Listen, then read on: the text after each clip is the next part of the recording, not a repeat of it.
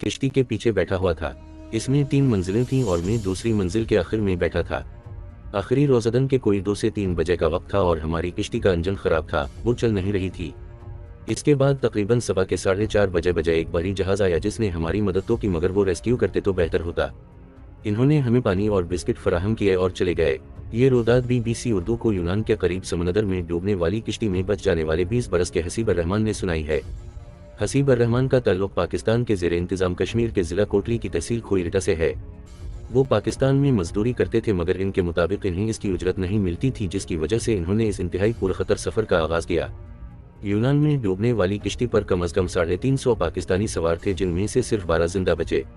पाकिस्तानी हुकूमत के मुताबिक लापता होने वाले 281 शहरियों के अहल खाना ने इससे राबिता किया है। रिहाई के बाद किश्ती पर पेश आने वाले वाक़यात और पाकिस्तानी तारकीन वतन से रवा रखे गए सलूक के बारे में BBC उर्दू से बात करते हुए हसीब ने अपने इस तकलीफदा सफ़र के बारे में बताया कि माहीगीरी के लिए इस्तेमाल होने वाली किश्ती पर लीबिया से इटली के सफ़र के दौरान हमारी किश्ती हिचकोले खा रही थी, मगर करीब एक भारी जहाज़ पानी देकर निकल गया। वो कहते हैं कि ये एक बड़ा जहाज़ था और तकरीबन 1 से 1.5 किलोमीटर के फासले पर शिप खड़ी हो गई और वहाँ से इन्होंने हमें पानी दिया। वो कुछ को मिला, कुछ को ना मिल सका। हसीब के मुताबिक हमारी किश्ती कभी एक जानिब जा रही थी, कभी दूसरी जानिब। हमने आवाज़ें लगाई कि हेल्प मी, मगर इन्होंने कुछ न सुना। वो बताते हैं कि ये मुसाफिर दूर से इशारे कर रहे थे कि पानी और बिस्किट ले लें। काफ़ी लड़कों ने और भी अल्फाज बोले, लेकिन शायद इन तक आवाज़ नहीं गई और वो हमें ये खाना देकर चले गए। काफ़ी लोगों ने कमीज़ें उतार कर भी लहराए, मगर वो चले गए। अपने साथियों को बचा ना सका और वो डूब गए। किश्ती पर सफ़र के दौरान मुश्किलात के बारे में बात करते हुए हसीब ने कहा कि वहाँ चीखो पकार शुरू हो गई थी। पाकिस्तानी शहरी भी कह रहे थे कि जान बचाई जाए। हसीब के मुताबिक पाकिस्तानियों को ये इजाज़त नहीं होती थी कि वो अपनी मर्जी कर सकें या वहाँ से खाना भी ले सकें। रात के अंधेरे में किश्ती में एक जगह से दूसरी जगह जाने की भी जगह मौजूद नहीं थी। इनके मुताबिक हमने लोगों से सुना कि रस्सा डाला जा रहा है। हमारी किश्ती का इंजन इस वक्त बंद था। किश्ती अंधेरे में चल रही थी, इसके साइड पर कोई रोशनी नहीं थी। हसीब के मुताबिक काफ़ी देर बाद बताया गया कि रेस्क्यू करने के लिए एक जहाज़ आया है। हसीब का कहना है कि मैं पीछे था तो मुझे वो नज़र नहीं आया। ये नहीं पता कि इन्होंने रस्सा डाला या नहीं डाला, मगर कम से कम 10 मिनट तक किश्ती चलती रही। वो बताते हैं कि डूबने से कबल किश्ती को कोई मदद मैसर न थी। कोई 7:30 बजे एक और भारी जहाज़ आया। इन्होंने रस्सी वगैरह भी हमारी जानिब फेंकी। वो भी बिस्किट और पानी देकर चले गए। हसीब ने बताया कि हम इस किश्ती के बिल्कुल साथ लग गए थे।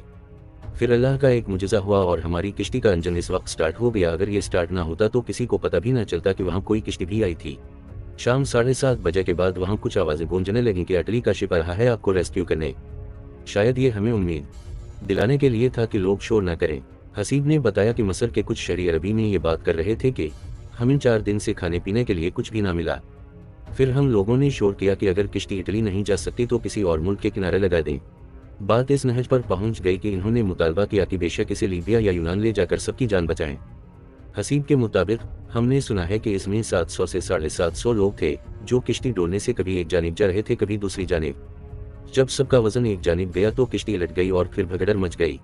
वो याद करते हैं कि कुछ 2-3 लोग ऐसे थे जो नीचे से ऊपर आए। इन्हीं में से एक बुजुर्ग भी थे जो 5 मिनट पहले ही ऊपर आए। इस तरह इनकी जान बच गई। हसीब ने बताया कि जब मैं समंदर में गिरा तो एक चीखो पुकार सुनाई। हसीब का कहना है कि मेरे साथ आने वाले कुछ अजीज भी थे। इनमें अरशद शरीफ और नदीम तरीन, वो भी मेरे साथ थे और मेरे सर का साया थे। वो भी उसी किश्ती में थे, मगर मैं इनके लिए कुछ न कर सका। वो डूब गए। हसीब का कहना है कि अरशद शरीफ इतने अच्छे थे कि हमें खाने को कुछ ना मिलता, लेकिन अगर इनको खाने के लिए कुछ भी मिलता, चाहे एक नवाला हो, वो हमें देते। मैं बहुत अफसरदा हूँ, मगर क्या कर सकते हैं, अल्लाह की मर्जी। हसीब ने बताया कि किश्ती पर मैं 10 से 15 मिनट बैठा, फिर वो भी पानी में नीचे चली गई। मैंने सब लोगों को आवाज़ें दी, अरशद, नदीम, नासिर, सबको आवाज़ें दी, मगर मैं इनके लिए कुछ भी ना कर सका। वहाँ बहुत अंधेरा था। जो भारी जहाज़ रेस्क्यू करने के लिए आया था वो भी 1 से 1.5 किलोमीटर दूर चला गया था। वो तस्लीम करते हैं कि अल्लाह का मुजज़ा है जो मैं बच गया हूँ। मैंने 4 दिन से कुछ खाया पिया नहीं था। हसीब का कहना है कि मैंने जीन्स की पैंट पहनी हुई थी। तकरीबन 1 घंटा में समंदर में तैरता रहा हूँ। फिर इस भारी जहाज़ के पास पहुँचा जो मदद के लिए आया था। मैंने वहाँ इनको आवाज़ें दी कि माई फ्रेंड हेल्प मी, तो इन्होंने एक ट्यूब नुमा रस्सा और एक सेफ्टी जाल मेरे तरफ उछाल दिया, तो मैं इस पर चलता हुआ शप पर पहुँच गया। हसीब के मुताबिक वो जहाज़ गालबन यूनान की नेवी या फौज की किश्ती थी। मैं इनका शुक्रगुजार हूँ कि इन्होंने हमें बचाया और नई जिंदगी दी।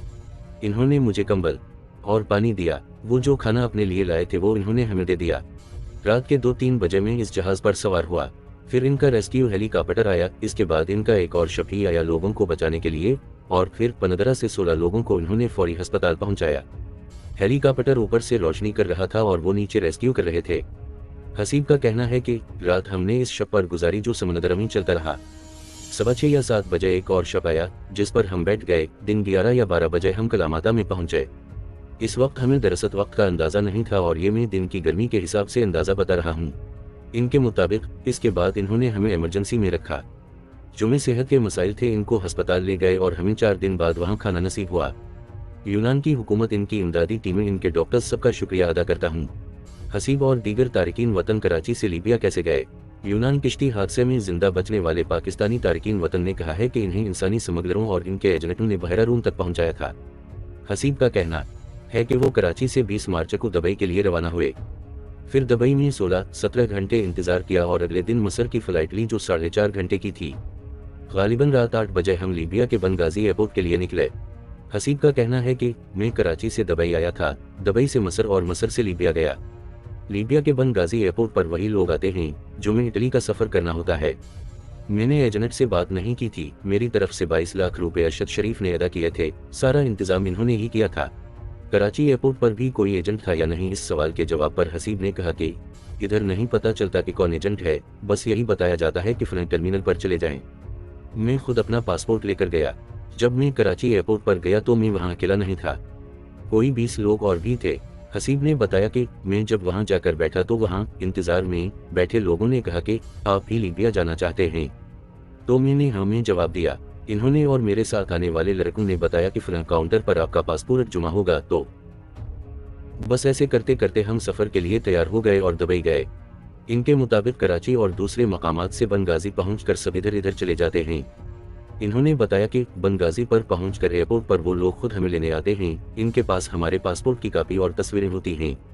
हसीब के मुताबिक वो एक जगह हमें ले गए जहां हमारा सामान आना था और पासपोर्ट लिए। हमसे हमारे पासपोर्ट लेकर रदी की तरह काउंटर पर डाल दिए। हम अपनी रहाइशगाह पर चले गए और 2 से 3 दिन बाद हमें पासपोर्ट मिले। हसीब का कहना है कि लीबिया का जो भी इलाका हो वहाँ वो खाना फराहम नहीं कर सकते थे। ये सारा सफ़र रात का होता है, कभी कार, कभी वीगो डाले, कभी ट्रक में। ईद वाले दिन भी मेरा घर वालों से राबिता ना हो सका।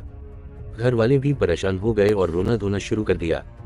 हसीब के मुताबिक ये लोग फ़ोन पहले ले लेते हैं ताकि भूख प्यास का हम अपने घर ना बता सकें और शोर शराबा ना हो।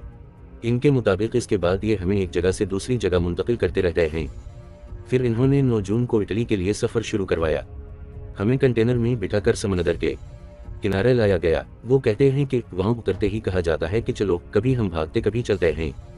हर एक की कोशिश होती है कि वो आगे रहे और इसका नंबर पहले आए। हसीब के मुताबिक सुबह के तकरीबन 4 बजे हमें कंटेनर से निकाला गया था। बड़ी किश्ती पर स्पीड बोट के जरिए चढ़ा जाता है। किसी को बाजू से पकड़कर, किसी को कपड़ों से खींचकर ऊपर करते हैं। जैसे मुर्गियों वाली गाड़ी होती है उसी तरह लोगों को खींचकर निकाला जाता है। इन्होंने बताया कि जब हम लीबिया से बैठे तो निशिस्तों पर हमें लीबिया के लोग जहां बैठते हैं वहां बैठना होता है। जिसको आगे बिठा दिया वो पीछे नहीं आ सकता और पीछे वाला आगे नहीं जा सकता। किश्ती शुरू में 2 दिन सही रही, फिर कभी घंटा खराब, कभी 5 घंटे, फिर एक पूरी रात खराब रही। तो इन्हें लगा कि बस अब आखिरी दिन है। आखिरी दिन किश्ती दिन में 12 से 1 बजे बंद हुई, फिर 4 या 4:30 बजे चली, फिर 7 बजे 7:30 बजे बंद हो गई और इधर से इधर डोलती रही, कभी इधर कभी इधर। हसीब ने अपील की है कि जो लोग लीबिया में हैं इनसे दरख्वास्त करता हूं कि वो पाकिस्तान वापस चले जाएं। हसीब कश्मीर छोड़कर जाने पर मजबूर क्यों हुए? हसीब ने बताया कि वो बाइक मैकेनिक का काम करते थे जिसकी इन्हें उजरत नहीं मिलती थी और लाइन ऑफ कंट्रोल के पास भी कश्मीर में हालात अच्छे नहीं होते थे। तो हम चाहते हैं कि कहीं बाहर मुल्क में जाकर सेटल हो जाएं और अपनी फैमिली को भी वहाँ बुला लें। वो बताते हैं कि यहाँ ओवरसीज़ पाकिस्तानियों ने भी हमारी बहुत मदद की है जो हमारे लिए यहाँ मिलने आए। इनका भी शुक्रिया अदा करता हूँ।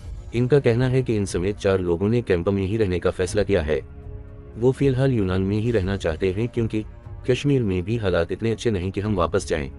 मगर एक पाकिस्तानी जिन्होंने पाकिस्तान वापस जाने का फैसला किया था वो अपने वालिदैन के इसरार पर इस कैंप से वापस चले गए हैं।